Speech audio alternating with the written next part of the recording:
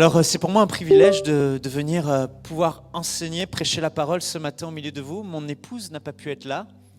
Merci mon frère, hein, c'est correct, vous pouvez, on reviendra après. Merci beaucoup.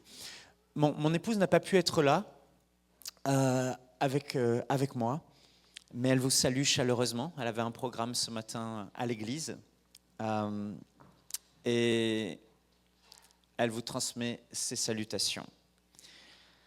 Alléluia. Combien d'entre vous avez faim et soif d'entendre la parole de Dieu ce matin? Je ne suis pas venu avec une prédication en tant que telle, je suis venu avec un message. Je suis venu vous apporter un message que Dieu a déposé sur mon cœur, et ce message est simple. Il vous concerne vous individuellement, mais il concerne aussi votre Église. Et ce message est tout simple. Dieu veut vous rappeler ce matin qu'il en sera fait selon votre foi. C'est-à-dire que Dieu va nous donner et Dieu va faire, non pas simplement comme on peut le penser à la mesure de ce qu'il a envie de faire, parce que Dieu a envie que cette région soit secouée, bouleversée. Dieu a envie que cette église agrandisse même ses murs, déménage 3, 4, 5 fois, tellement il n'y a plus de place. Dieu a envie de manifester son réveil et la puissance de son esprit. Dieu le veut. Mais savez-vous que Dieu est limité par notre foi? Dieu veut. Mais notre foi, si on croit pour peu, on aura peu. Si on croit beaucoup, on aura beaucoup. Si on imagine pour beaucoup, on perçoit beaucoup, on rêve beaucoup, on ose croire grand, on verra grand. Mais si nous rêvons petit, nous pensons petit, nous imaginons petit, nous prions petit, nous entreprenons petit, nous verrons petit et nous aurons petit. Alors, le message que je veux vous transmettre ce matin de la part de Dieu, c'est comme pour réveiller notre foi et nous dire ce matin, nous avons un Dieu illimité qui est capable de tout et qui veut accomplir de grandes choses dans nos vies pour l'évangile dans cette région, mais il a besoin de notre collaboration, il a besoin de votre foi. Il a besoin que nous élevions notre foi. Et c'est mon message ce matin. Crois comme jamais tu n'as cru. Rêve comme jamais tu n'as rêvé. Peu importe ton âge, que tu sois jeune ou pas, ose croire pour plus. Alléluia. Il y a des promesses que Dieu t'a faites qui se sont comme enfouies avec le temps, avec les années, et tu es tombé dans une routine en te disant « c'est comme ça maintenant, vivons comme ça maintenant ». Non, Dieu peut accomplir encore aujourd'hui les promesses qu'il t'a faites il y a bien des années, si seulement tu peux croire encore. Alors le message est simple, vous l'avez déjà reçu, et maintenant je vais le développer. On peut aller ensemble dans Matthieu au chapitre 8 et à partir du verset 5, un passage bien connu. Comme Jésus entrait dans Capernaum, un centenier l'aborda, le priant et disant « Seigneur, mon serviteur est couché à la maison atteint de paralysie et souffrant beaucoup. » Jésus lui dit « J'irai et je le guérirai. » Le centenier répondit « Seigneur, je ne suis pas digne que tu entres sous mon toit, mais dis seulement un mot, et mon serviteur sera guéri. Car moi, je suis soumis à des supérieurs, j'ai des soldats sous mes ordres, et je dis à l'un va, et il va, et je dis à l'autre viens, et il vient, et à mon serviteur fais cela, et il le fait. » Après l'avoir entendu, Jésus fut dans l'étonnement. Et il dit à ceux qui le suivaient, « Je vous le dis en vérité, même en Israël, je n'ai pas trouvé une aussi grande foi. Or, je vous déclare que plusieurs viendront de l'Orient et de l'Occident et seront à la table avec Abraham, Isaac et Jacob dans le royaume des cieux. Mais les fils du royaume seront jetés dans les ténèbres du dehors, où il y aura des pleurs et des grincements de dents. Puis Jésus dit au centenier, « Va, qu'il te soit fait selon ta foi. » Et à l'heure même, ou à l'instant même, le serviteur fut guéri. Dis à ton voisin, « Il en sera fait selon ta foi. »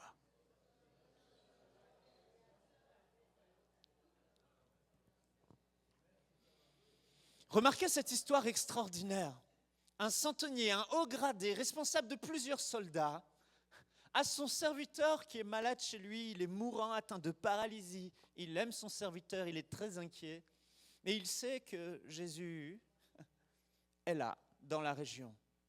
Alors il va faire des kilomètres pour aller à la rencontre de Jésus.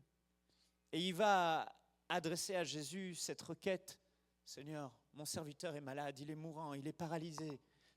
Fais quelque chose pour lui. » Et là Jésus dit, « J'irai le voir, je viendrai chez toi et je le guérirai. » Mais là, ce centenier romain va faire ce que personne n'a jamais fait. Il va voir ce que personne n'a jamais vu. Jésus n'a jamais dit une parole à des kilomètres de loin pour guérir une personne. Jésus a toujours fait des miracles de proximité. On est au début de son ministère. Et voilà que cet homme de lui-même a imaginé la scène. Cet homme de lui-même a vu que Jésus n'est pas un homme ordinaire. Jésus n'est pas simplement un prophète. Là, Jésus, je ne suis même pas digne que Jésus rentre à la maison. Il a vu en Jésus, je le crois, cette révélation que Jésus-Christ était le Fils de Dieu. Ce centenier a vu que Jésus était illimité. Il a vu qu'il avait Dieu sur terre, fait homme en face de lui. Et il s'est dit, mais rien ne lui est impossible. Oh, il est tellement saint que je ne peux laisser entrer dans la maison du pécheur que je suis. Mais ce qui est formidable, frères et sœurs, c'est que ce centenier a compris la puissance illimitée et infinie de Dieu. Rien n'est impossible à Dieu. Absolument rien. Même à distance et à des kilomètres, Jésus peut prier. Mais pas juste prier, cet homme va plus loin. Il va dire, dis seulement un mot. Un mot. Un mot. Et la création à qui t'es soumis obéira. Comme moi je suis centenier et on obéit à mes ordres. Toi, un mot de ta part et la maladie va fuir. Un mot de ta part et même à distance, mon serviteur atteint de paralysie sera relevé parce qu'il le sait au fond de lui. Dieu est capable de tout. Mais ce qui attire notre attention, frères et sœurs, dans ce passage, c'est que cet homme a osé voir et a osé croire que c'était possible. Même à distance, même à des kilomètres. Un seul mot. Et remarquez que Jésus a dit « j'irai », mais Jésus n'est pas allé. Il aurait pu aller, faire comme d'habitude, aller, il venait d'ailleurs de toucher le lépreux et de le guérir. Il aurait pu être ce Dieu de proximité pour guérir à proximité. Non, mais il a vu en cet homme une foi bien plus grande, une foi qui croit pour beaucoup, une foi qui se dit « oh, waouh ». Là, il ne me limite pas. Là, il ose demander plus que les autres demandent. Il ose croire en une méthode beaucoup plus grande et glorieuse que ce que les autres peuvent croire. Dis seulement un mot et à distance, il sera guéri. Jésus change son plan habituel. Pourquoi ? Parce qu'un homme le lui a demandé quelque chose qui le glorifierait encore plus.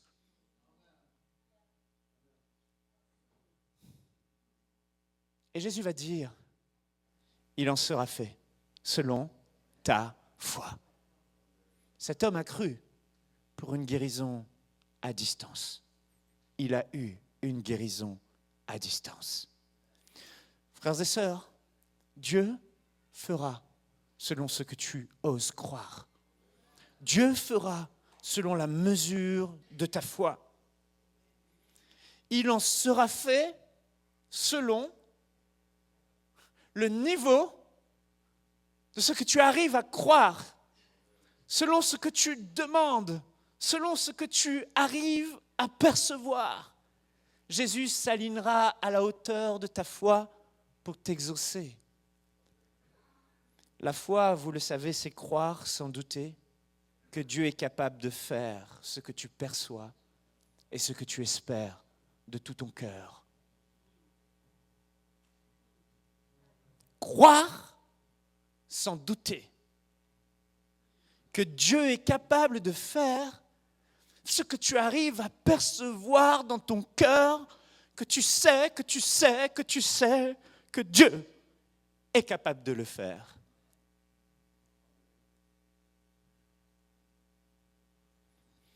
Nous servons un Dieu illimité, mais nous le limitons trop par notre foi.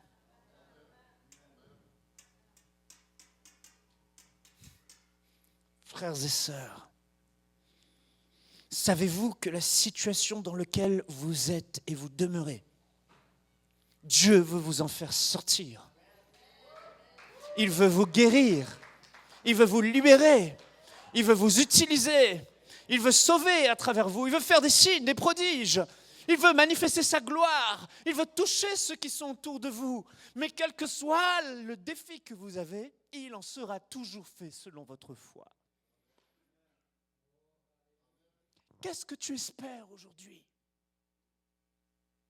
Espères-tu encore? Te réveilles-tu le matin avec le cœur rempli d'expectatives? En quoi tu es dans l'expectative? Qu'est-ce que tu crois? Qu'est-ce que tu vois? Qu'est-ce que tu espères que ton Dieu fasse? Qui maintient ton cœur dans une expectative, qui maintient ta vie dans une déclaration de foi en me disant « Oh, Dieu va le faire, j'en suis convaincu. Voilà pourquoi je marche comme je marche aujourd'hui. Voilà pourquoi je parle comme je parle aujourd'hui. Voilà pourquoi j'entreprends et je me comporte comme je me comporte aujourd'hui, parce que je sais que Dieu va le faire. » Mais si tu ne crois plus, si tu n'espères plus, si tu ne vois plus, si tu ne rêves plus, tu ne verras rien s'accomplir. Il en sera fait selon ta foi. Alors, frères et sœurs, quand notre foi est simplement passif, quand on n'espère plus, quand on ne rêve plus, quand on ne voit plus grand, nous ne pouvons pas nous attendre à ce qu'un matin, Dieu se lève, claque des doigts et fasse quelque chose. Il l'a déjà fait il y a 2000 ans à la croix de Golgotha. Il a donné son Fils unique qui est mort et ressuscité. Le ciel s'est ouvert et désormais le ciel est avec nous. Et quoi que ce soit que nous demandions avec foi, lui qui n'a pas épargné son propre Fils et qui l'a crucifié par amour pour nous, il nous donnera tout ce dont nous avons besoin, qui est légitime et selon sa volonté. Mais c'est notre foi. Nous devons croire. Oh, si seulement l'ardiesse de la foi, l'audace de la foi pouvait à nouveau ce matin se réveiller dans ton cœur, je serais content et je me dirais, Seigneur, c'est fait, c'est bon, le message est passé. Il y a quelqu'un qui doit se réveiller dans sa foi. Il y a quelqu'un qui a laissé sa foi être atténuée. Il y a quelqu'un qui est tombé dans la routine. Mais Dieu veut réveiller ta foi ce matin et te dire, ces promesses ne sont pas terminées. Rêve à nouveau, vois à nouveau grand, parce que je veux encore le faire et je vais encore le faire. Tu ne mourras pas, tu vivras et tu verras la gloire de Dieu. Mon frère, ma sœur, Dieu cherche sur cette terre des hommes et des femmes avec qui il pourra collaborer. Il ne cherche pas des gens qui supplient et qui pleurent. Il cherche des gens qui croient en lui, sans douter, ayant la ferme assurance dans leur cœur dans les choses qu'ils espèrent, marchant dans une pleine démonstration de ce qu'ils ne voient pas encore. Oh Seigneur, je crois que tu vas le faire. Oh Seigneur, je crois que tu peux le faire. Oh Seigneur, je suis convaincu que tu vas le faire.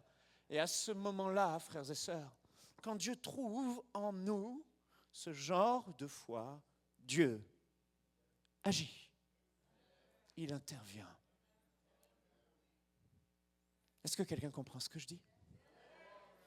Il en sera fait selon notre foi. Je crois, Pasteur Daniel, Pasteur Linda et votre équipe, je crois que Dieu peut, ici, amener un puissant réveil. Je crois que Dieu est capable de secouer cette région, Milton, Saint-Valérian et compagnie, Granby et tous les horizons. Non, pasteur Michael, non. Ça fait des années, pourquoi ce serait différent? Pourquoi ce serait différent? Pourquoi? Je vais vous dire pourquoi ce serait différent, même si ça fait des années qu'on fait la même chose. Pourquoi ce serait différent? Parce que la foi était là, et maintenant la foi passe là. Ce n'est pas parce que pendant des années on a vu un certain fruit qu'on va continuer à avoir le même fruit dans les années suivantes. Parce qu'à un moment donné, il y a quelque chose qui peut brûler dans notre cœur et dire, Seigneur, il y a plus et je veux plus. Il y a plus et je crois pour plus. C'est possible. Claudio Fredzon, un homme aux États-Unis, qui a aujourd'hui la plus grande église Rey del Reyes en Argentine. Il vivait aux États-Unis et Dieu les a appelés en mission en Argentine, retourner dans son pays natal. Il a prêché l'évangile pendant 5 ans. Il n'y a pas eu une seule conversion. Tous les jours, il était avec son haut-parleur. Mais à un moment donné, il a osé croire pour plus. Il a persévéré et des âmes, il y a eu un mouvement de l'esprit. Les âmes ont commencé à être sauvées. Et aujourd'hui, c'est une église de plusieurs centaines de milliers d'âmes en Argentine. Mon frère, ma sœur, rien n'est impossible. Catherine Kuhlman vous dira, à la fin de sa vie, elle a dit, Seigneur, pourquoi? Mais à la fin de sa vie, Dieu a utilisé puissamment Catherine Kuhlman. Même plusieurs vies, elle n'aurait pas pu faire ce qu'elle a vécu. J'aimerais vous challenger. Vous avez une belle église. Vous avez des fondements solides. Vous avez un cœur pour les âmes. Et si Dieu faisait des signes, des prodiges, des miracles, et si Dieu attirait des âmes comme jamais auparavant, et si cette petite église devenait une méga church.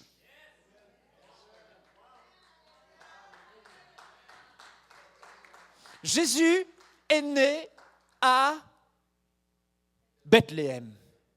Il a grandi à Nazareth. Il est né dans une étable, humble, insignifiante. Il vient pas de Jérusalem, il vient de Nazareth. Peut-il venir quelque chose de bon de Nazareth? Mais Dieu l'a voulu ainsi, parce que Dieu prend les choses qui sont viles, les choses qui sont faibles, pour confondre celles qui sont sages et celles qui sont fortes. Il prend les choses humbles pour manifester sa gloire, parce que Dieu veut avoir une certitude, ça vient de lui. Pour que le monde sache que c'est lui qui l'a fait et ce n'est pas la force de l'homme. Oh, que dans notre cœur, en cette fin d'année, nous puissions croire comme jamais nous n'avions cru. Et nous puissions rêver comme jamais nous avons rêvé. C'est possible. Alléluia. On peut aller ensemble dans 2 Rois, au chapitre 13.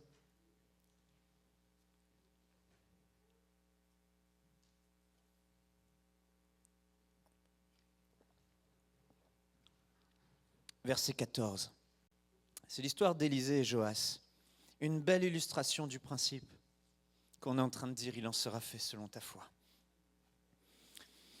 Élisée, étant atteint de la maladie, donc le prophète dont il mourut, et Joas, roi d'Israël, descendit vers lui, pleura sur son visage et dit, mon père, char d'Israël et sa cavalerie.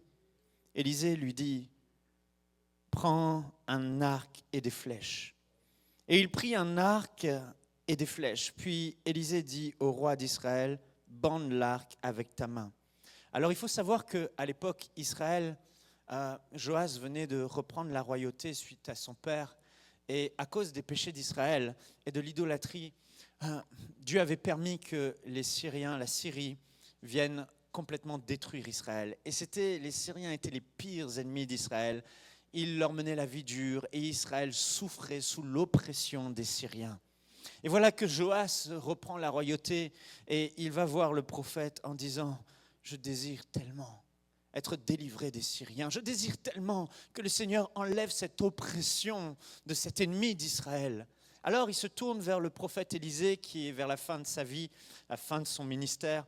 Et voici ce qu'il supplie Élisée, que Dieu parle. Voici ce que dit Élisée. Élisée lui dit, prends un arc et des flèches. Et il prit un arc et des flèches. Puis Élisée dit au roi d'Israël, bande l'arc avec ta main.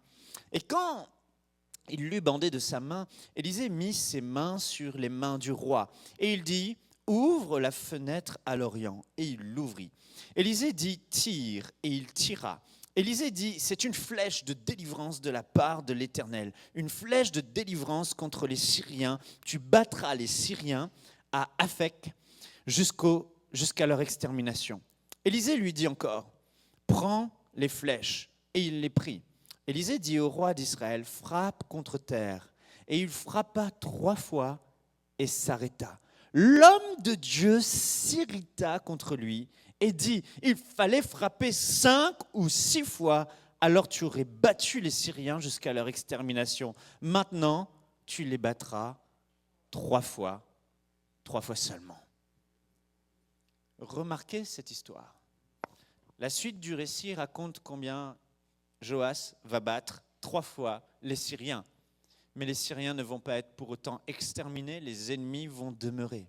Mais si Joas avait osé croire pour plus, avait eu une foi qui élève son niveau plus haut, et qu'il n'avait pas juste tiré 3 flèches de victoire, mais qu'il en avait tiré 5, 6. Élisée disait, tu aurais détruit complètement les Syriens. Ils auraient été exterminés et tu n'aurais plus d'ennemis. Mais parce que tu n'as tiré que 3 fois, tu n'auras que 3 victoires. Dieu voulait éradiquer les Syriens, libérer Israël. Mais il a été limité par quoi ? Limité par la mesure de la foi de Joas. Pourtant, Dieu avait donné toutes les flèches. Pourtant, il avait des flèches. Pourtant, il avait l'instruction. Mais pour une raison qu'on ignore, de passivité, une raison de lassitude, une raison de manque d'audace, il a juste tiré 3 flèches. 3 flèches pour 3 victoires.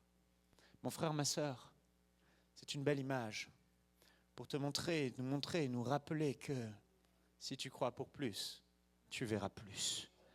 Si tu crois pour 3, tu verras 3. Si tu crois pour 10 000, tu verras 10 000. Si tu crois pour 100 000, tu verras 100 000. Si tu crois pour 1 million, tu verras par la grâce de Dieu 1 million. Crois, parce qu'il n'y a aucune limite à la puissance de Dieu. La seule limite qu'il y a, c'est la limite que toi, tu lui imposes par ta foi. Ne le limite plus. Ne te contente plus du minimum. Ne te contente plus de croire que Dieu veut que tu restes dans cette situation et que tu vives dans cette situation. Il y a tellement plus. Ne sois pas comme Joas. Prends toutes les flèches et tire. Prends toutes les flèches et tire. Tire, tire. Élève ta foi plus haut pour voir les promesses et toutes les promesses que Dieu a déposées dans ton cœur se manifester. Si aujourd'hui tu vois ce que tu vois, ce n'est pas parce que Dieu ne veut pas, c'est parce que tu es limité. Dieu est limité par ta foi. Mais si tu oses croire, tu verras la gloire de Dieu. Élisée, la Bible dit, s'irrita. Il s'est mis en colère. Pourquoi Élisée s'est mis en colère ? Parce que Élisée, on connaît son tempérament. Le prophète Élisée était un homme de foi. Il voyait grand, il rêvait grand. Il a vu Élie, il a dit, moi je veux plus que Élie. Il était le disciple du prophète Élie. Élie, le grand prophète Élie qui faisait des signes, des prodiges, des miracles. Mais il a dit, quand Élie devait partir, quand le temps était venu pour qu'Élie parte, Élie lui disait, reste. Il a dit, non, moi je ne reste pas. Élie dit, reste ici. Non, moi je ne restais pas. Les gens des écoles prophétiques essaient de le dissuader. Élisée, c'est aujourd'hui que ton maître s'en va, Dieu le reprend. Ça a été prophétisé, tout le monde le sait. L'esprit prophétique l'a dit à tout le monde. Élie part, il nous quitte. Il dit, je le sais, taisez-vous. Et quand Élie lui disait, reste, il dit, non, moi je ne te laisserai pas. Parce qu'il avait une vision, il avait un but, il avait un rêve, il avait un objectif dans son cœur. Oh, ce n'est pas forcément Dieu qui lui a donné pleinement cet objectif. Parfois, on attend trop que Dieu nous donne. Mais la Bible dit, la création tout entière attend quoi? La révélation des fils de Dieu. À un moment donné, en tant que fils, tu as un héritage. En tant que fille, tu as un héritage. Tu as des promesses. Tu as tout un tas de choses que Dieu te permet de faire et de vivre par l'onction de son esprit, par la provision des anges, par la puissance surnaturelle qu'il a pour toi. Mais on n'utilise pas, on ne rêve pas, on est simplement en attente que quelque chose se passe. Mais qui a dit qu'il faut rester en attente? Le ciel, lui, nous attend depuis 2000 ans. Dieu veut le faire. Élisée a dit, non, Élie, moi, je ne te laisserai pas. Élie frappe le torrent du Jourdain, il le traverse et il lui dit, que veux-tu, Élisée?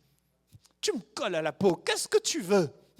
Élisée lui dit, je veux la double part de la portion d'onction qui est sur ta vie. Je veux le double. Ah! Élie va regarder Élisée, il va dire, mais tu demandes quelque chose de difficile. Mais si tu me vois être enlevé, alors cette chose t'arrivera. Et remarquez ce qui s'est passé. Au moment où Dieu enlève son prophète Élie, il part sur le char de feu. Élisée le voit partir sur le char de feu et il sait que Dieu a exaucé son désir, le désir de son cœur, sa demande, parce qu'il a osé voir grand. Élisée serait resté le prophète comme les autres. Élisée serait resté comme les autres avec une certaine dose, avec un certain nombre de capacités. Mais là, Élisée a osé croire, a osé demander, a osé rêver pour le double du grand prophète Élie. Et Dieu lui a donné le double. L'histoire nous montre qu'Élisée a fait 2 fois plus de miracles que Élie. La double portion d'onction. Frères et sœurs, que serait-il arrivé si Élisée n'avait pas demandé? Que serait-il arrivé si Élisée n'avait pas osé croire que ce qu'il voulait allait arriver? Que se serait-il passé si Élisée se serait contenté? Que se serait-il passé si Élisée se serait mis à écouter les autres qui parlaient, ses autres confrères? Que se serait-il passé si Élisée aurait simplement écouté son mentor Élie qui lui disait de rester? Mais il y avait quelque chose dans le cœur d'Élisée qui brûlait. Élisée a laissé la foi monter. Élisée a laissé le rêve s'exprimer. Élisée a osé croire que Dieu était capable de le faire. Élisée a osé croire que Dieu voulait le faire. Et Élisée s'est positionné. Élisée a osé demander. Et Élisée a reçu la double part. S'il avait demandé la triple, il aurait eu la triple. S'il avait demandé 4, il aurait eu 4. Il a demandé 2. Dieu lui a donné 2. Qu'est-ce que tu demandes à Dieu aujourd'hui? Qu'est-ce que tu veux que Dieu fasse avec ta vie aujourd'hui? Où veux-tu que Dieu t'amène aujourd'hui? Que veux-tu manifester pour le royaume de Dieu aujourd'hui? Est-ce que ta vie va consister juste à mener une petite vie tranquille, routinière? Ou est-ce que tu veux marquer l'histoire, le temps, avec les rêves que Dieu a mis dans ton cœur? Mais laisse ces rêves s'exprimer. Les gens du monde rêvent. Les gens du monde ambitionnent. Les gens du monde, certains veulent même aller sur Mars. Certaines veulent même conquérir la Terre avec des robots. Vous voyez de qui je parle. Bref, ils rêvent grand, ces gens.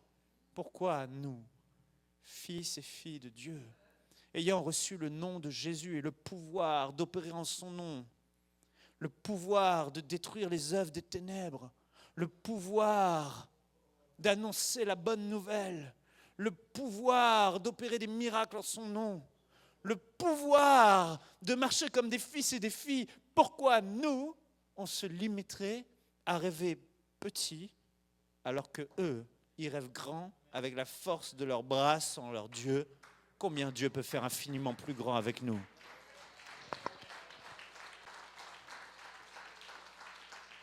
Ne reste pas assis sur ce banc à écouter des messages chaque dimanche. Tu es né pour un but. Dieu a des plans pour ta vie. Oui, mais qui suis-je? Pourquoi tu me parles comme ça? Si tu savais ma vie, Si tu savais ce que je pense de moi. Quand Dieu s'est révélé à Moïse, alors que Dieu avait dit à Moïse dans son cœur qu'il serait un jour un grand libérateur, il le savait, c'était inscrit dans son cœur. Dieu s'est révélé à lui, il lui a dit « Non, non, pas moi, envoie quelqu'un d'autre. » Ce n'est pas parce que tu penses de toi que tu n'es pas capable que Dieu ne te choisit pas. Au contraire, si tu te sens incapable, c'est que Dieu te choisit comme candidat parce que tu vas entièrement t'appuyer sur lui et pas sur tes propres forces. Il ne s'agit pas de ta capacité. La foi, ce n'est pas croire que c'est possible par tes propres forces. La foi, c'est croire que c'est impossible humainement, mais parce que Dieu est avec toi et que tu mets ta confiance en lui, tout devient alors possible. Nos limites. Alors crois. Crois. Et si tu ne veux pas le faire pour toi, fais-le pour ceux qui souffrent. Fais-le pour ceux qui ont besoin de voir Dieu agir à travers ta vie. Lève-toi par la foi. Lève-toi dans la foi. Alléluia. J'aimerais te rappeler combien notre Dieu aime faire les choses en grand. Vous savez, chaque fois qu'on rêve petit pour Dieu et qu'on pense petit pour Dieu, on pense glorifier Dieu, mais tu vas vraiment le glorifier comme Jésus a dit avec ce centenier quand tu vas voir Dieu à la hauteur de Dieu et pas à la hauteur des hommes.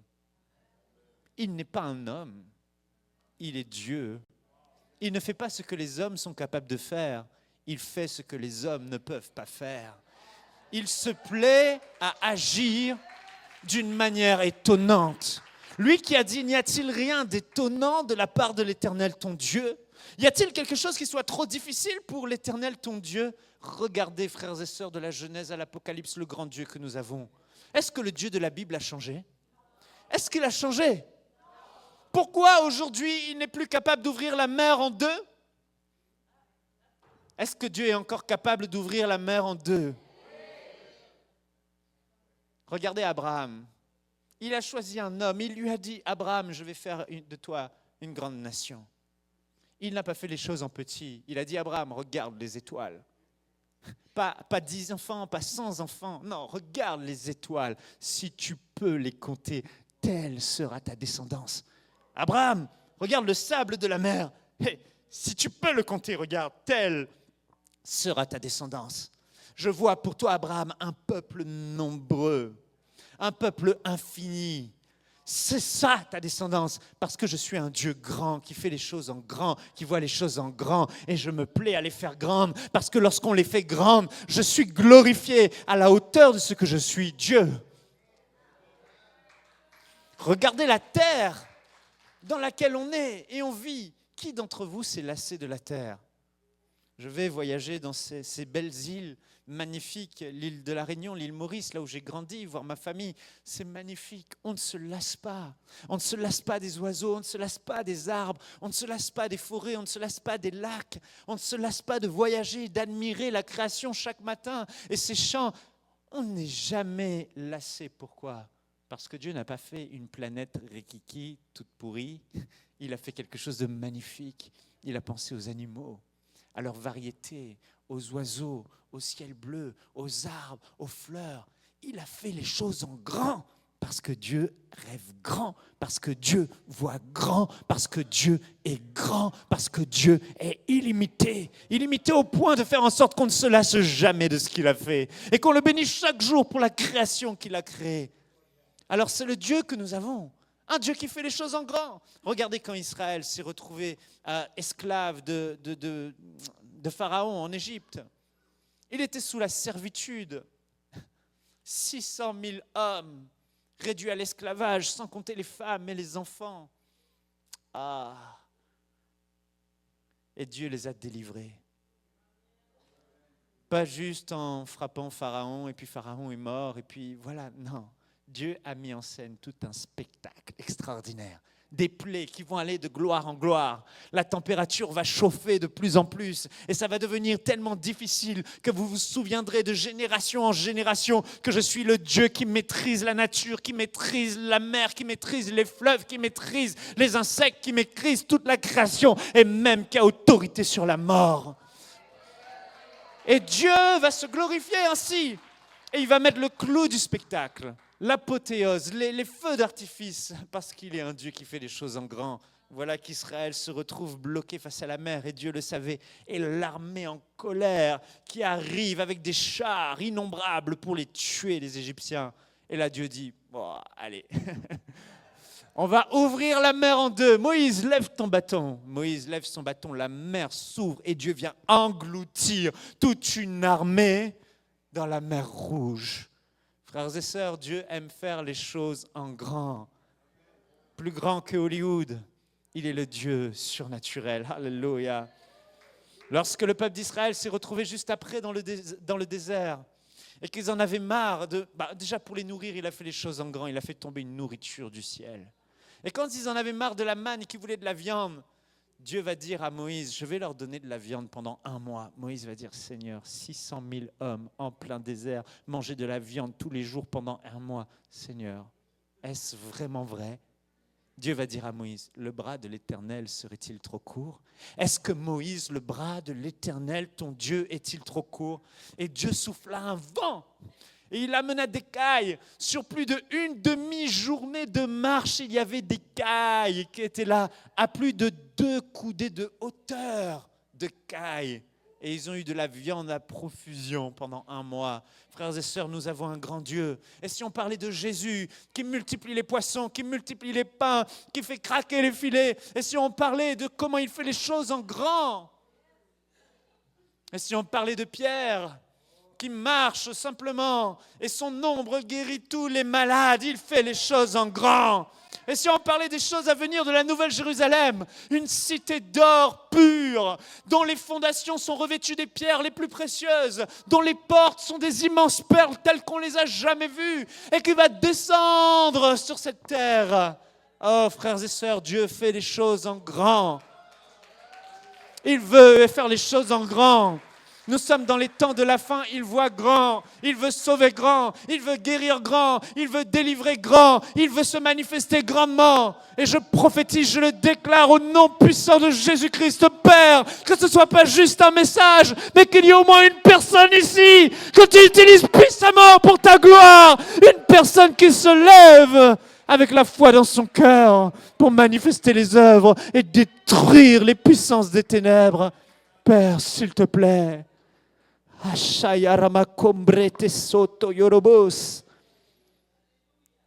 crois plus, rêve plus. À ceux qui pensent que je suis juste venu en train de me chauffer, je prie que Dieu suscite parmi vous un homme, une femme qui marche dans la puissance d'Étienne et de Philippe. Un homme, une femme qui se dit, je ne suis pas venu ce matin pour rien. Ah, ça brûle dans mon cœur. Ça brûle dans mon cœur. Ça brûle dans mon cœur. Je sais que Dieu peut. Je sais que Dieu veut. Et je vais m'aligner à sa grandeur. Je vais retourner chez moi et je ne serai plus le même.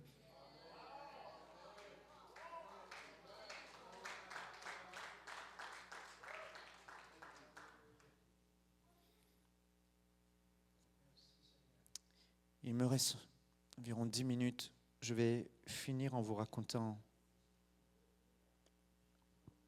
ce que j'ai vécu ici à Granby avec le centre MCI. Il y a quelques années, je pensais que Dieu m'appelait à l'île de la Réunion. Je n'arrêtais pas de recevoir des prophéties. On me disait, on te voit retourner sur ton île, on te voit sur une barque, etc., etc. Et j'ai cru que c'était le temps pour moi de retourner à l'île de la Réunion et d'annoncer pleinement l'évangile à mon peuple. J'avais vu la main de Dieu comme jamais auparavant là-bas quand j'ai prêché. Des miracles glorieux, des foules, parfois 800 personnes qui reçoivent Christ dans une même réunion, des délivrances extraordinaires. Et je commençais à me projeter là-bas avec mon épouse. On allait vendre la maison à Bromont qu'on a. Et on était sur le point de vendre et de partir. Et là, j'ai fait pendant cette période, j'ai été absent de MCI pendant environ 7 mois. Et j'ai laissé la présidence de MCI à Annabelle, la femme de Jérémie. Et pendant cette période, on était vraiment à l'étroit, où on était à Waterloo, dans une petite maison. Et donc, on avait $1 million, $2 millions sur le compte bancaire. Et ils ont commencé à faire des plans pendant cette période, alors que moi, je me préparais à partir pour acquérir un petit bâtiment industriel à Granby, près du Saint-Hubert, là, près du cinéma, tout ça. Il y a un Saint-Hubert juste derrière tout ça. Et moi, je reviens parce que le Seigneur m'a arrêté dans un rêve. J'ai pris 3 jours de jeûne et de prière. Et dans ce rêve, il m'a montré que je ne devais pas aller, que ces prophéties n'étaient pas, en tout cas, le timing de Dieu, le temps de Dieu. Et je me suis réveillé avec une vision d'un ange et ce passage de Zacharie qui apparaissait devant moi. Et je me suis réveillé en sursaut. Et ce passage disait, ce sont les mains de Zorobabel qui ont bâti cette maison et ce sont les mains de Zorobabel qui l'achèveront. Et tout le monde se réjouira en voyant à nouveau le niveau dans la main de Zorobabel. Et là, j'ai compris, Seigneur, j'ai fait une erreur. Je vais donc revenir à EMCI, je reprends ma place, je reste ici au Canada. Alléluia, merci Seigneur, je suis resté. Heureusement. Merci Seigneur, dans ce beau pays, ce pays de la promesse, ce pays des prophéties pour le réveil de la fin des temps. Et lorsque je vois le bâtiment, les plans d'architectes qu'ils ont fait, je rentre dedans. Il est peut-être juste 2 fois cette taille-là. Ça coûte à peu près 2-3 millions de dollars à rénover. Et je me dis, mais c'est tellement petit. On quitte là-bas pour arriver là. Et qu'est-ce qu'on va vivre là? Et ce n'était pas ce que j'avais dans mon cœur. En 2005, un soir, le Seigneur m'avait visité. J'étais en région parisienne. Et il m'a montré ce qu'il voulait faire. Et je voyais un grand centre. Et dans ce centre, je voyais des studios de télévision. Je voyais un grand auditorium. Et je voyais ce qu'on allait vivre ici, et les conférences, et le réveil, et des âmes en grand nombre qui se tournaient vers Christ. Et c'était diffusé partout dans le monde. Et quand je suis rentré, je n'ai pas pu me réjouir. J'ai dit ça. Et quand je suis redevenu président, j'ai arrêté ce plan. Et j'ai voulu aller sur la grande vision directement. Passer de la petite maison de Waterloo au grand bâtiment qui a coûté 23 millions de dollars. Mais au moment où je voulais accomplir cette vision, il y avait 1 million de dollars seulement sur le compte bancaire. Et là, je voulais, mais j'arrivais pas à être en paix parce que c'était trop énorme comme pas de foi qu'il fallait faire. Alors j'essayais et ma foi ne suivait pas. Et puis un soir, je me souviendrai toujours de ce soir, j'ai fait un songe. Et en me réveillant, voici ce que l'Esprit de Dieu m'a dit. Michael, la foi est une démonstration. J'ai tout de suite saisi le message de l'Esprit. La foi, ce n'est pas juste croire dans son cœur et attendre que Dieu fasse. La foi, c'est comme une voiture qui va t'amener quelque part. Mais pour que la voiture t'amène quelque part, il faut que le moteur soit allumé, mais il faut aussi appuyer sur la pédale. Le moteur allumé, c'est croire dans son cœur, dans les choses que tu espères. Mais appuyer sur la pédale, c'est la démonstration des choses que tu ne vois pas encore, comme si tu les avais déjà. Et quand je me suis réveillé, que l'Esprit m'a dit, Michael, la foi est une démonstration, c'est comme s'il avait mis la dernière pièce du puzzle et j'ai compris, ok, je ne vais pas juste avoir le moteur allumé, je vais appuyer sur la pédale et maintenant on va aller loin. Frères et sœurs, j'aimerais te dire, si tu attends simplement en croyant dans ton cœur que Dieu va faire les choses, tu ne les verras peut-être pas parce que la foi, ce n'est pas juste croire du cœur. Hébreux 11:1 dit, la foi est une ferme assurance des choses qu'on espère, mais aussi une démonstration de celles qu'on ne voit pas. Il faut à un moment donné que ta foi se voie, et ta foi se voit par une démonstration, elle se voit par une parole, elle se voit par un geste, elle se voit par une action. Mais lorsque le ciel voit ta foi et que Dieu voit ta foi, il la voit dans le naturel, il la voit palpable, à ce moment-là, le miracle se produit. Lorsqu'on est de nouveau, comment le miracle de la nouvelle naissance se produit? L'apôtre Paul l'a dit, par la foi. Mais la foi, c'est quoi? Il dit, si tu confesses de ta bouche le Seigneur Jésus, si tu crois dans ton cœur, tu seras sauvé. Mais il dit, car, Romains 10, car c'est en croyant du cœur qu'on parvient à la justice. Ok, on parvient à la justice parce qu'on croit. Mais est-ce que le miracle du salut se produit là? Non. Car c'est en croyant du cœur qu'on parvient à la justice, mais c'est en confessant de sa bouche qu'on parvient au salut. Pourquoi? Parce que la confession de la bouche, c'est la partie visible de la foi. Et parce que croire du cœur, c'est la partie invisible de la foi. Ainsi donc, la foi véritable, celle qui n'est pas morte, celle qui est vivante, celle qui est agissante, celle qui produit des résultats, celle qui produit des miracles, ce n'est pas une foi qui croit simplement à l'intérieur. Si tu crois, si ton moteur est allumé, il faut aussi démontrer, il faut aussi appuyer sur la pédale. Alors ta foi sera vivante, elle sera active et elle produira le surnaturel. Beaucoup de gens croient dans leur cœur, mais ne font jamais le pas. Moi, je croyais, mais je n'osais pas faire le pas. Jacques va dire, mes frères, les démons aussi, ils croient, ils tremblent. Mais la foi véritable, Jacques va te donner une définition de la vraie foi. Ce n'est pas juste la foi qui dit je crois, je crois, je crois, je crois. La foi véritable, c'est la foi qui est accompagnée d'œuvres. Il dit, Abraham, comment a-t-il été déclaré juste devant Dieu? Abraham fut déclaré juste, pas simplement parce qu'il a cru, mais il fut déclaré juste au moment où il a offert son fils Isaac sur l'autel en sacrifice. Et remarquez, quand Abraham a pris le couteau et qu'il avait attaché son fils sur l'autel, et au moment où il a démontré dans le naturel sa foi, au moment où il a démontré, voici que la voix de l'ange s'est fait entendre. Elle dit, arrête, car maintenant je sais que tu crains Dieu. Jacques va dire ainsi, frères et sœurs, ne vous trompez pas, la foi sans les œuvres est morte. Elle ne produit pas de résultats, elle n'est pas agissante. Je vois le frère Bouchard ici. Je suis sûr qu'il va me dire, Michael, c'est vrai, les fois où Dieu a manifesté sa gloire et ses miracles, j'ai cru dans mon cœur et j'ai posé un acte de foi. J'ai envoyé une parole, j'ai imposé les mains, j'ai osé déclarer. Je me souviens de cette histoire des poumons. Au nom de Jésus, le Seigneur te donne des nouveaux poumons. Il y a une démonstration. Il n'a pas juste dit, je crois que Dieu va lui donner des nouveaux poumons. Non. Si tu veux voir le surnaturel t'accompagner, et si tu crois dans ton cœur, ose défier tes peurs, ose poser des actes de foi, ose parler, ose lever la main. Combien de fois ça m'arrive? Je crois et je suis face à des situations, mais c'est au moment où, vous voyez, comme je pose, je lève ma main, je déclare, je dis quelque chose, je pose un acte, je prends un risque, je marche sur l'eau. Là, je vois le surnaturel, pas avant.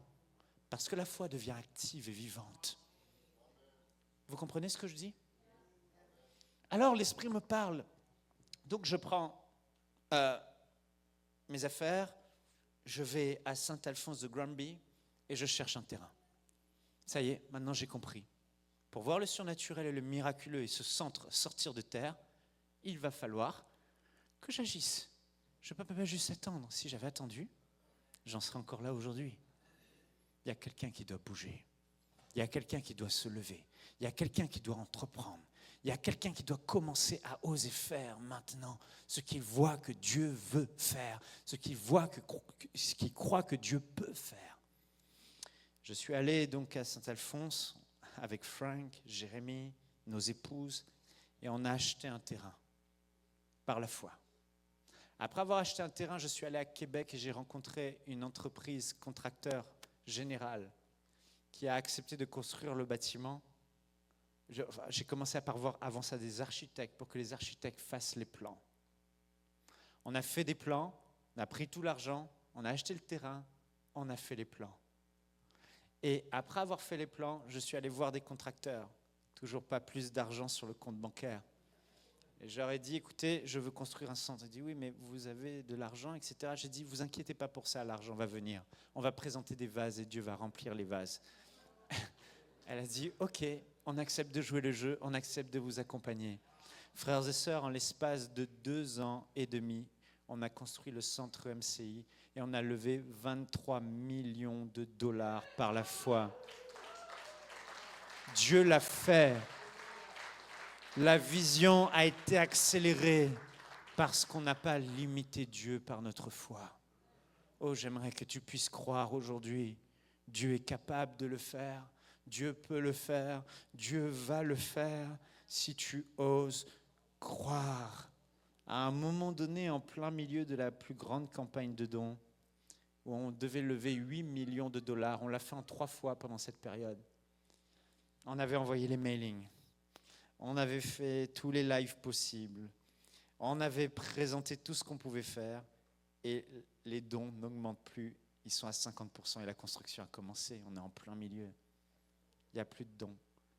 1 semaine, 2 semaines, il n'y a même pas 1% qui augmente. Même pas un. J'ai plus de cartes. J'ai tout sorti. On a fait les lives. Les gens n'ont pas donné plus. On est à 4 millions de dollars. Il manque encore 4 millions. Il ne reste qu'un mois. Je suis dans ma chambre. Et là, j'ai ma foi qui commence à vaciller. Seigneur. Et là, je me souviens de la démonstration de foi que l'Esprit m'a permis d'avoir. Je me suis mis à genoux dans ma chambre. Et j'ai dit, Seigneur, cette œuvre n'est pas mon œuvre. Si ce projet échoue, c'est ton nom qui sera entaché, pas le mien. Et Seigneur, si tu ne permets pas cette vision de s'accomplir, ma vie sera encore plus simple. Je n'aurai plus tous ces problèmes et toute cette charge. Alors tu me rendras service. Sache, Seigneur, je ne ferai pas une mailing de plus, une action de plus. Je laisse les choses faire. À toi de jouer, sinon ça s'arrêtera là. Et là, le lendemain, ça monte, ça monte, ça monte, ça monte. Et tous les jours, ça n'a fait que monter et j'ai rien fait. Parfois, ta démonstration de foi sera dans l'attitude que tu as. Elle se verra, mais elle doit se voir par la paix. C'est dans le calme et la confiance que sera ta force. Mais il faut que ta foi se voie. Jésus, voyant leur foi, lorsqu'ils ont fait passer le paralytique du haut du toit, dit, Jésus, voyant leur foi, guérit cet homme. La femme syrophénicienne dont la fille était atteinte, avait été possédée, Jésus a dit, la femme va dire, nous les petits chiens, malgré le manque de volonté de Jésus de faire, parce que le temps n'était pas encore venu pour les non-juifs, ça allait être après sa résurrection, il ne voulait pas guérir une non-juive. Et puis là, cette femme a insisté, elle a dit, mais nous les chiens, on mange les miettes qui tombent de la table du maître. Et Jésus va dire, à cause de cette parole, à cause de ta foi, va, ta fille est guérie. Alléluia. Est-ce qu'on peut se lever, s'il vous plaît?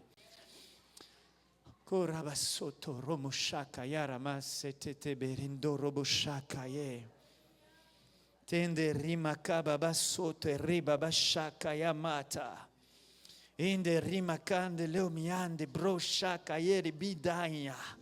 Broka yemande yeri bishaka yeri dini oroboboshaka. Où est la parole de foi, dit le Seigneur? Où est ta parole de foi? Où est ta démonstration de foi? Bande yamate yoromasaya.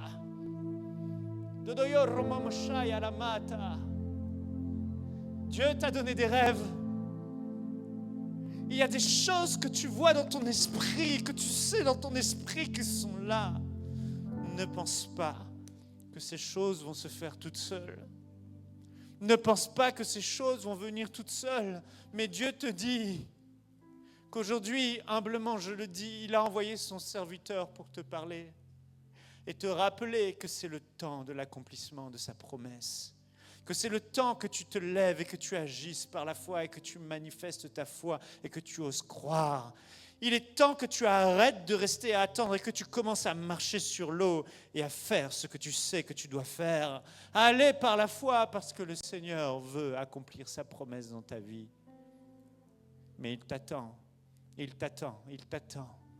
Si c'est toi, lève tes mains là où tu es vers le Seigneur en disant, Seigneur, aujourd'hui, je renouvelle ma foi. Aujourd'hui, je ravive la foi dans mon cœur.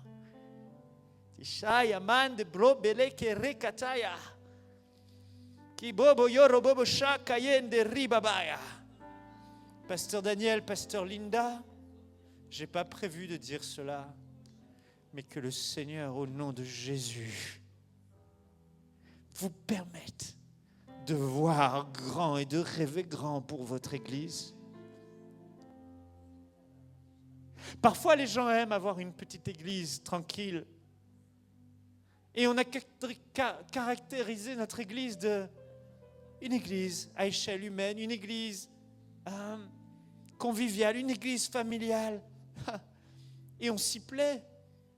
Parce que c'est la caractéristique de notre église et on ne veut pas plus.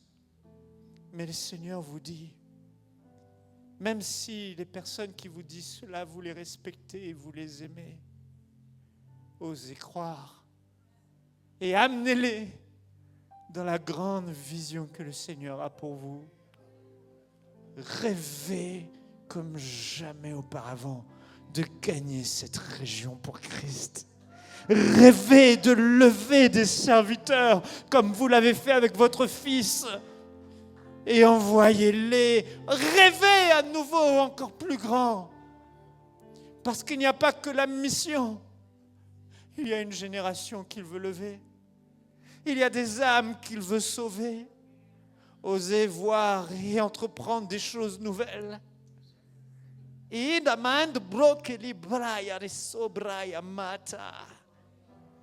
Hey! Shande birema yamando blesso yolo ba sheya yobaye. Ta yama kibodo bossa yama. Mon frère, je ne te connais pas. J'ai juste entendu parler que tu aides le pasteur en tant que pasteur associé. Il y a quelque chose de grand sur ta vie. Et il y a des rêves qui sont en toi. Et tu es extrêmement loyal, extrêmement poli. Mais à un moment donné, le Seigneur va te dire, partage la grandeur de la vision que tu as reçue à celui à qui Dieu t'a dit de suivre.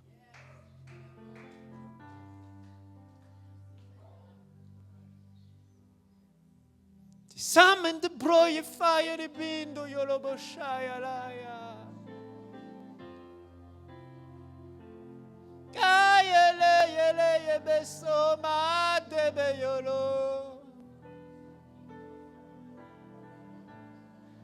Ake mayele hoy. Ake mayele hoy. Isha mayebe yeke ya yasi. J'appelle au nom de Jésus-Christ les ossements desséchés à reprendre vie. Esprit de Dieu, souffle au nord, au sud, à l'est, à l'ouest de cette église de réveil.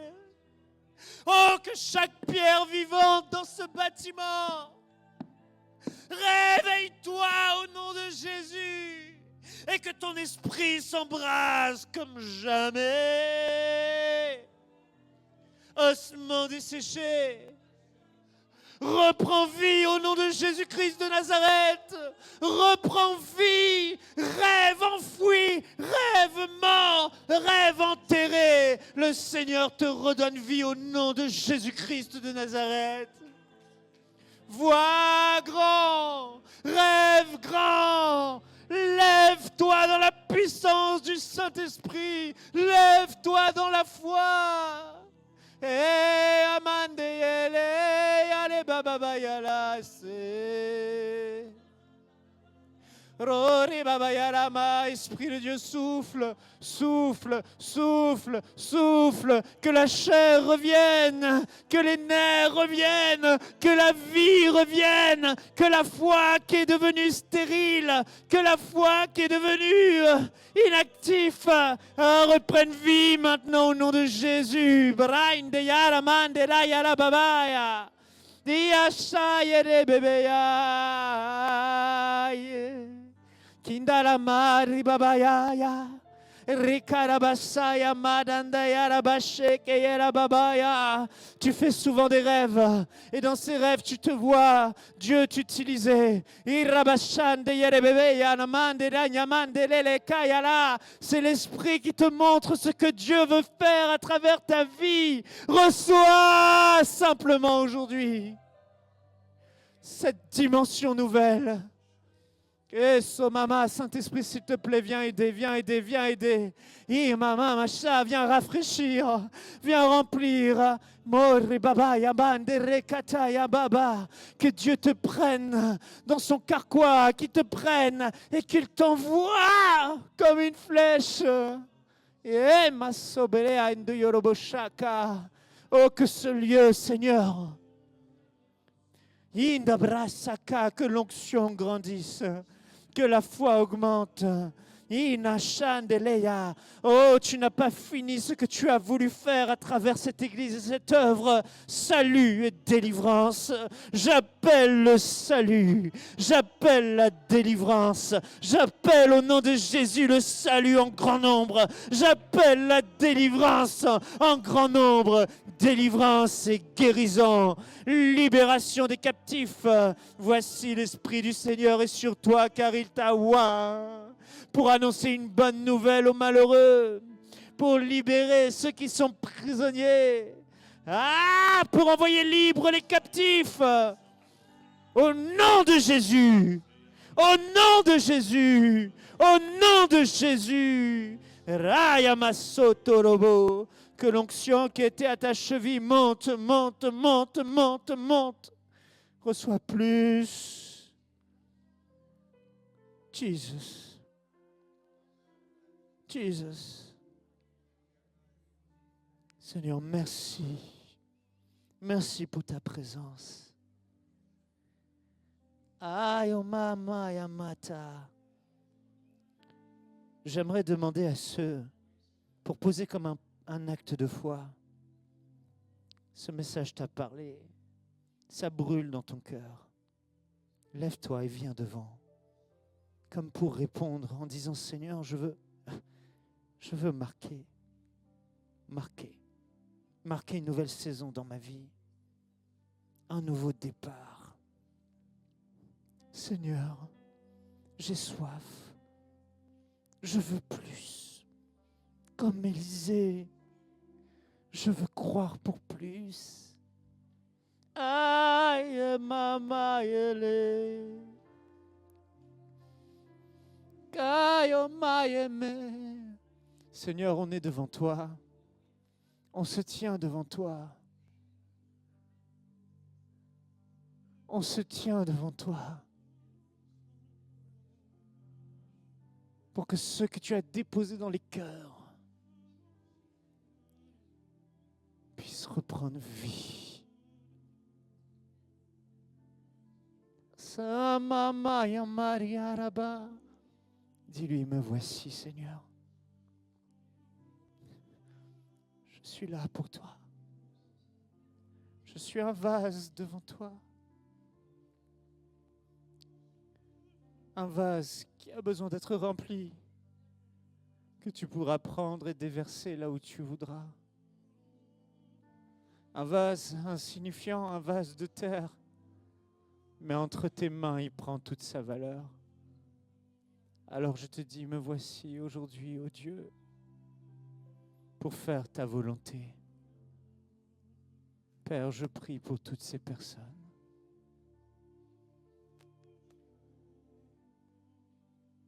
Je prie que tu les utilises là où tu veux les utiliser. Là où leur cœur les appelle. Là, que ce soit dans les finances, que ce soit dans l'humanitaire, que ce soit dans le social, que ce soit dans la délivrance, que ce soit dans la guérison, que ce soit dans l'annonce de l'Évangile, que ce soit dans leur famille. Oh Dieu, pose tes regards sur eux et déverse quelque chose maintenant, maintenant, maintenant, maintenant, maintenant, maintenant. Ayo mateyara basore aya. Crendo roboshaya breso toto yo braya sete. More Lord, more, more, more, more, more, more, more, more Lord. Esa boye bede aye. More Lord. Plus, plus, plus, plus, plus, plus. Et aïe ma beya kereye.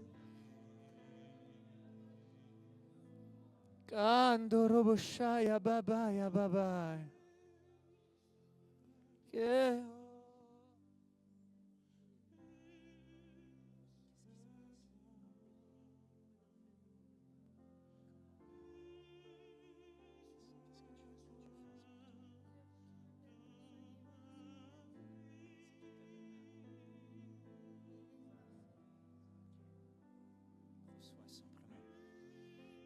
Nom de Jésus. Jesus. Fais-le. Fais-le. Fais-le. Au nom de Jésus. Seigneur, le Québec sera sauvé.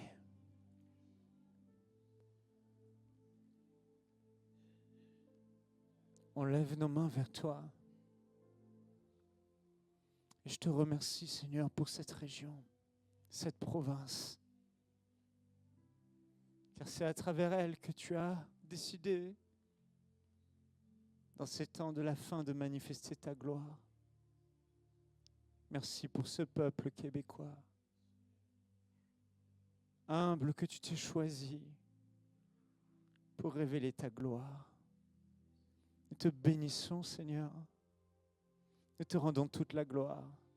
Nous te disons combien nous t'aimons et combien nous sommes entre tes mains aujourd'hui, des vases prêts à être utilisés, envoyés. À toi la gloire et l'honneur. Que tes plans se manifestent et qu'au nom de Jésus, dans cette assemblée, toute limitation éclate au nom de Jésus. Tout blocage éclate au nom de Jésus. Je prends autorité au nom de Jésus-Christ de Nazareth contre toute pensée qui peut être limitante et qu'au nom de Jésus, ta pensée soit élargie. Satan, je prends autorité sur toi et tes œuvres. Et si vous êtes malade, là où vous êtes, le temps est terminé, mais levez simplement la main. Je veux prier pour cette oppression, cette maladie à distance que vous avez. Si c'est votre cas, croyez simplement maintenant que le Seigneur agit. Père, j'ai prêché ta parole.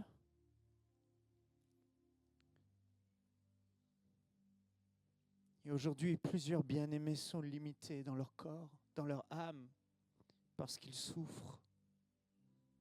Maintenant, confirme ta parole. Toi qui es le Dieu illimité, toi qui es le Dieu tout-puissant, au nom de Jésus-Christ de Nazareth, Père, libère ceux qui sont captifs dans leur corps. Maintenant, qu'au nom de Jésus-Christ, que ton corps soit guéri maintenant de cette maladie. Satan, écoute-moi. Au nom de Jésus-Christ de Nazareth, je maudis cette maladie et j'ordonne maintenant par l'autorité de Jésus. Esprit impur et d'infirmité, lâche et quitte les corps. Quitte les corps. Quitte les corps. Maintenant même, au nom de Jésus. Sois libre au nom de Jésus, sois guéri. Je lis ta puissance, Satan. Je lis tes œuvres dans les corps. Toute maladie maintenant est liée au nom de Jésus. Et ce que tu ne pouvais pas faire, tu le fais au nom de Jésus-Christ de Nazareth. Par l'autorité de Jésus, lâche ton emprise. Satan, lâche ton emprise. Lâche ton emprise. Lâche ton emprise. Corps, sois libéré maintenant au nom de Jésus. Puissance de Dieu te libère. La puissance de Dieu te guérit. Là où tu es. Là où tu es. Alléluia. Merci Seigneur. Est-ce qu'on peut acclamer le Seigneur? Alléluia. Il est bon, il est fidèle. Que Dieu vous bénisse.